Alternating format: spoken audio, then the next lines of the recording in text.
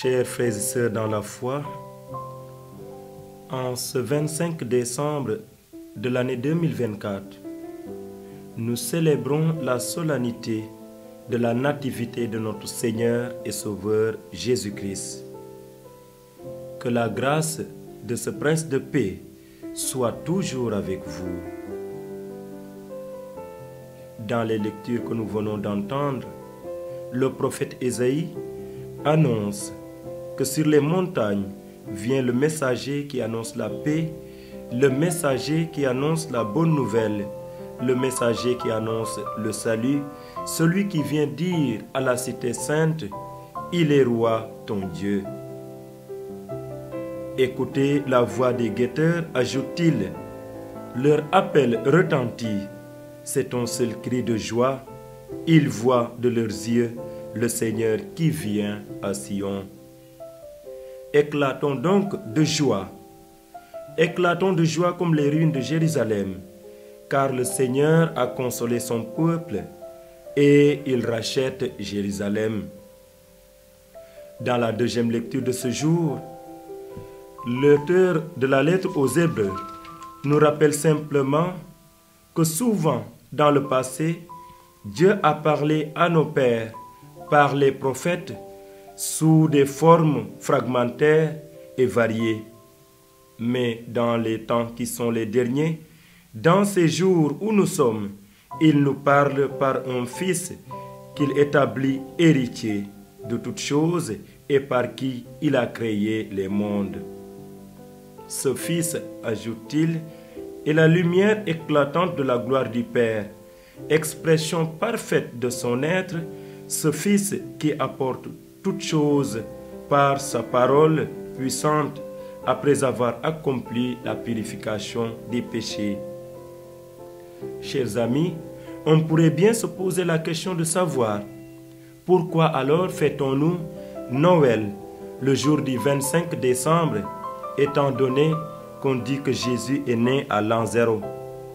Il faut simplement retenir que dans le passé, on fêtait simplement le Dieu le plus ensoleillé de l'année, le jour le plus ensoleillé de l'année plutôt, le 25 de ce mois-ci.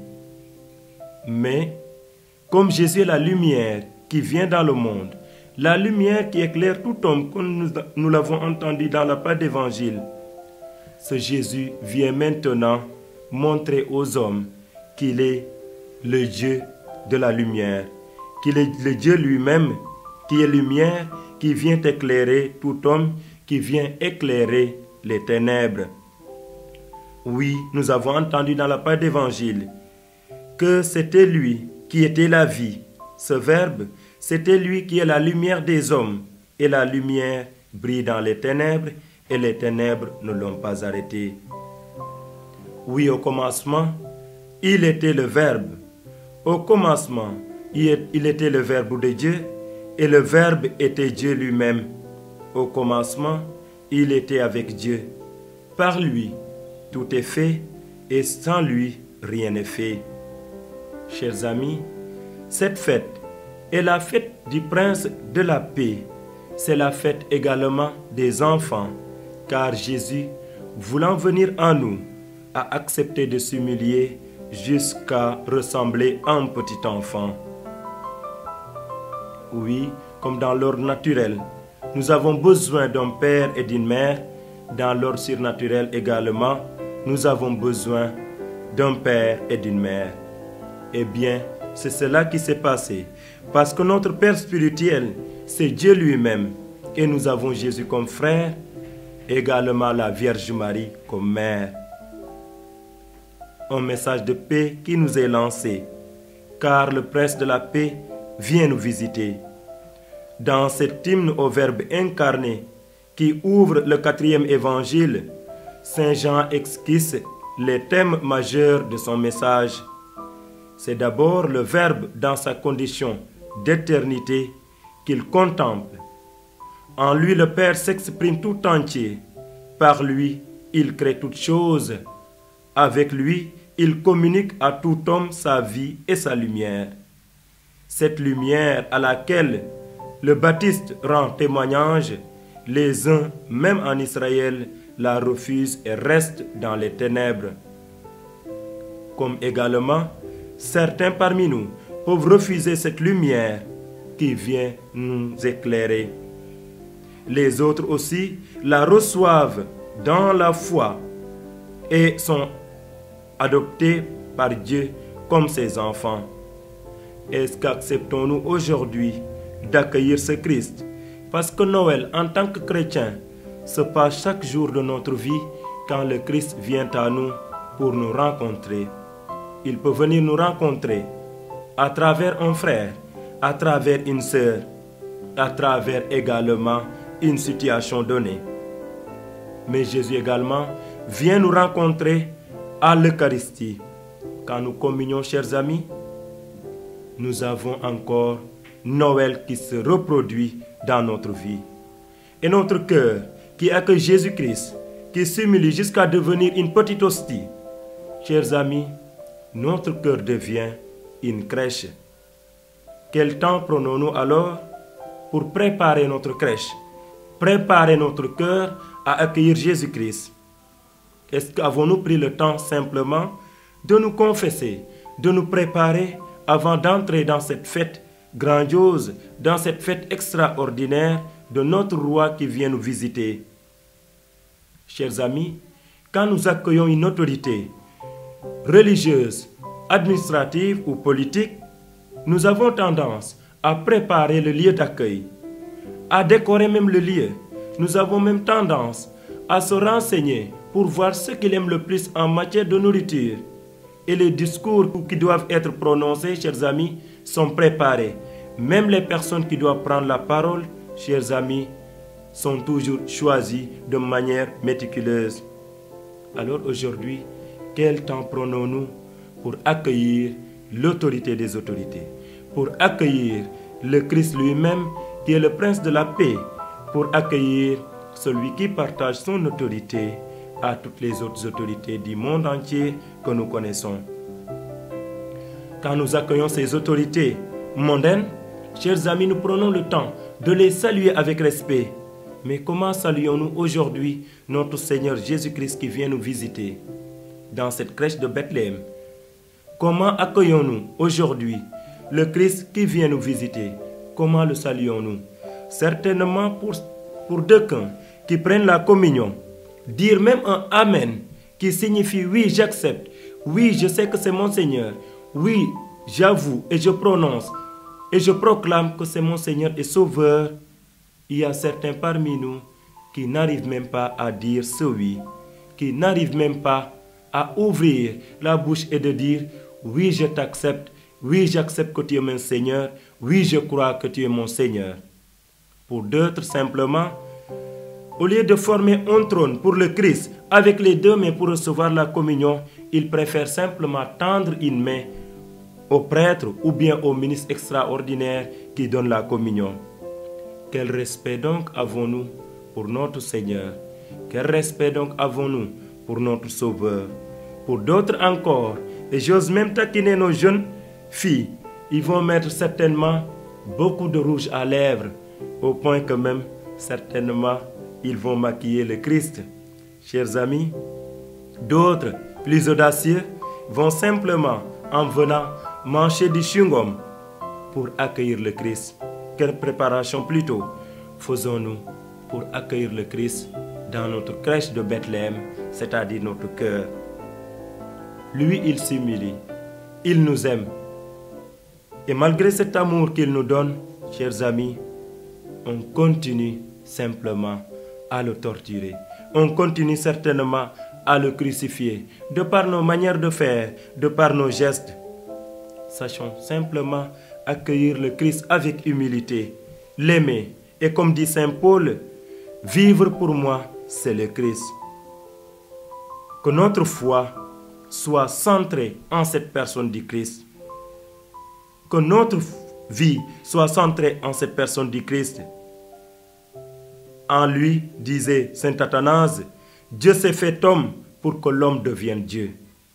En Jésus, Dieu s'est fait homme pour que l'homme devienne Dieu. Et à saint Augustin de dire, Le Christ est né. Comment hésiter à renaître? Sa mère l'a porté dans son sein. Portons-le dans nos âmes. On a vu une vierge enceinte du Verbe incarné. Remplissons nos cœurs de la foi au Christ. Une vierge a enfanté le salut, enfantons aussi la louange. Ne soyons pas stériles, mais que pour Dieu nos âmes soient fécondes, dit saint Augustin. Cette nativité donc de notre Seigneur Jésus-Christ nous appelle à plus de considération, à plus de respect, mais à plus de foi dans notre Seigneur Jésus-Christ. Dieu s'est fait homme. L'homme devrait se faire Dieu. Pour emprunter ainsi les termes de saint Athanase. À sainte Thérèse de l'Enfant Jésus, d'ajouter: moi je ne comprends pas ces gens qui ont peur de ce Dieu qui est miséricordieux, de ce Dieu qui est amour. Alors, chers amis, n'ayons pas peur d'approcher Jésus. Soyons comme ces rois mages qui vont aller adorer le Christ dans cette crèche de Bethléem. Et chaque fois que nous allons recevoir le Christ dans notre âme, dans notre cœur, sachons simplement le porter aussi dans le monde pour l'apporter à nos frères et sœurs qui ne le connaissent pas. L'évangéliste Jean dit: le Verbe était la vraie lumière qui éclaire tous les hommes en venant dans ce monde. Si le Verbe est la vraie lumière qui éclaire tout homme, Jean ne dit pas qu'il éclaire simplement les chrétiens. Jean ne dit pas qu'il éclaire simplement ceux qui le connaissent, mais il éclaire tous les hommes en venant dans ce monde. Il était dans le monde, lui par qui le monde s'était fait, mais le monde ne l'a pas reconnu. Que faisons-nous alors pour que le monde reconnaisse le Christ?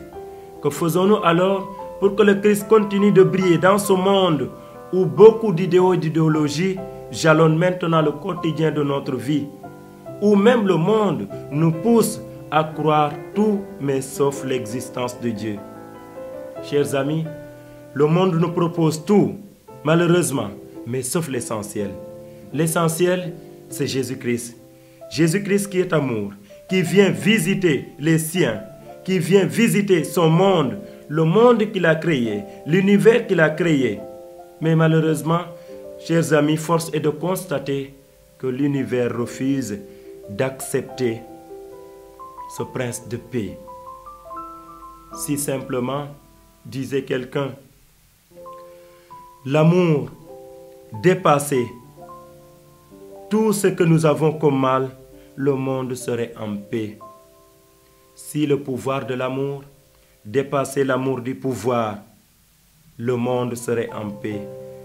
Est-ce que sommes-nous capables aujourd'hui d'avoir plus d'amour envers notre frère, envers notre sœur, comme le Christ aujourd'hui, pour aller le visiter, aller le rencontrer dans sa souffrance, dans sa joie, dans la situation de sa vie, pour simplement lui annoncer la bonne nouvelle de ce prince qui vient. Et le Verbe s'est fait chair, ajoute saint Jean. Il a établi sa demeure parmi nous. Et nous avons vu sa gloire, gloire qu'il tient de son Père comme Fils unique, plein de grâce et de vérité. Laissons Jésus demeurer en nous. Laissons Jésus camper en nous, camper dans nos cœurs, camper dans nos âmes, pour que sa gloire rayonne dans le monde et dans l'univers entier, lui qui est vivant pour les siècles des siècles. Amen.